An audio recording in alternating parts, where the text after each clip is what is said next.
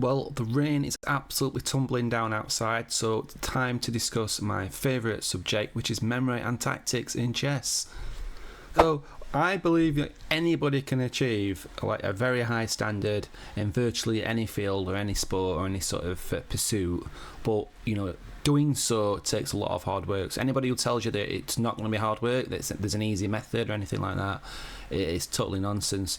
But there's definitely more efficient ways to do things, and I'm going to share that method with you right now. My road from 0 to 1800 was a very, very long one because we made lots of mistakes along the way and did ineffective study of tactics, ineffective study of chess, like all the way through basically until the end, when eventually over the years I worked out the best way to improve, and that's what I'm talking about here.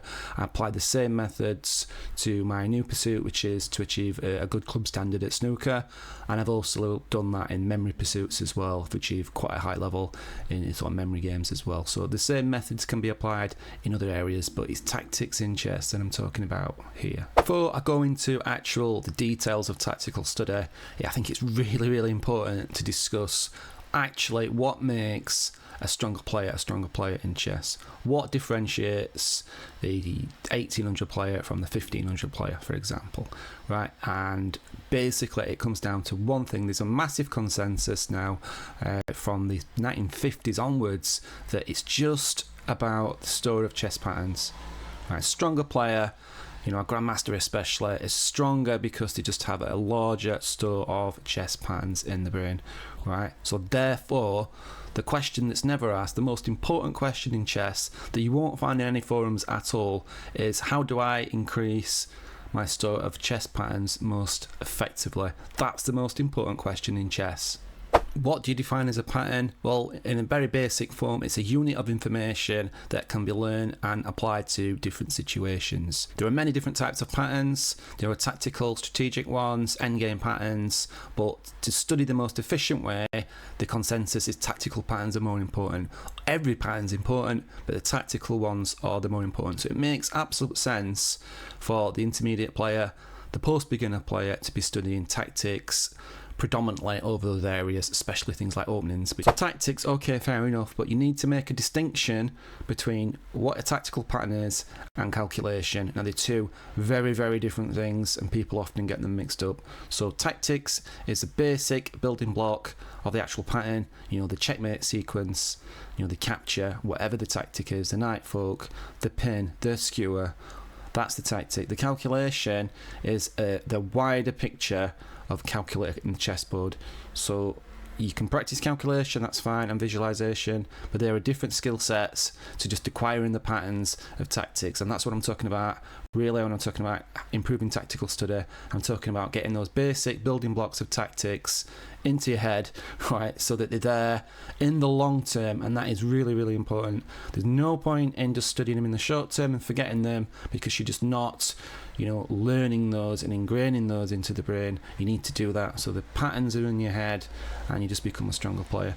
Second best memory technique there is space repetition. That is the second best one, and space repetition works by following a particular pattern of sequences of a particular study. So you study something and then you follow the sequence, and the really, really important thing here is the sequence needs to be over a longer period of time, so the brain has chance to forget and relearn and forget and relearn. And what you're doing is you're transferring information from the short term to the long term. So if you do a series of studies over the short term and not over the long term, you're just going to forget them, and that study's a waste of time. It's all about the recap, basically. You're forgetting, just as you're about to forget something, you recap it and you strengthen that bond, and that begins to fall away again, and then you recap it again and you strengthen that bond. And that, like I said, has to be over the long term.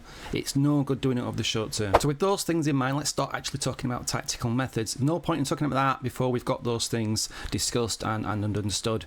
So the first thing we need to talk about when talking about tactics is how to select the tactics. Right, what should I do? Should I just pick random tactics? Should I pick up a book? Should I go onto online stuff like that? What should I do? Well, the first thing before, wow, it's just absolutely throwing it down outside. Anyway, sorry. So picking tactics, it's about getting good at the basics. Right? You want to really, really get good at the very, very basics patterns, and the patterns that crop up more often, they're the ones you want to be studying first. So the common checkmates, the common tactics, the pins, the skewers, the knight folks, those are the things really you want to get a good solid foundation upon. Like, not harder ones, the easier ones. So if you're rated 1200, for example, you want to be looking at simpler tactics in your level, because you want to be getting good. And when I say good, you want to get in fast, right? You want instant pattern recognition of simple tactical patterns. So when I first started doing tactical study, what I did is I went on a tactical trainer and I started churning out tactics, and I did them in volumes. So I went on to chess.com, Tactics Trainer, and other online trainers, and what I did is I just did thousands of tactics. Why was that bad? Well, first of all, the patterns were not simple. They were simple at the very start, and then they find your level. That's what happens with the tactic trainers. They reach a certain level, and you're doing tactics at or above your level, which is not good, because you're not studying the simple patterns. Right, you're not getting those really essential chunks of information, because the patterns become calculation exercises. Right. The second thing that's bad about that is you're not seeing the same patterns. There was hundreds of thousands of problems on those servers, so the chance of seeing the same pattern, comes up now and again, but it's certainly not in a spaced repetition algorithm method. You're not seeing them regularly. You're randomly just getting a bunch of calculation exercises. So it's bad on all fronts. Also, the quality of the patterns are quite random.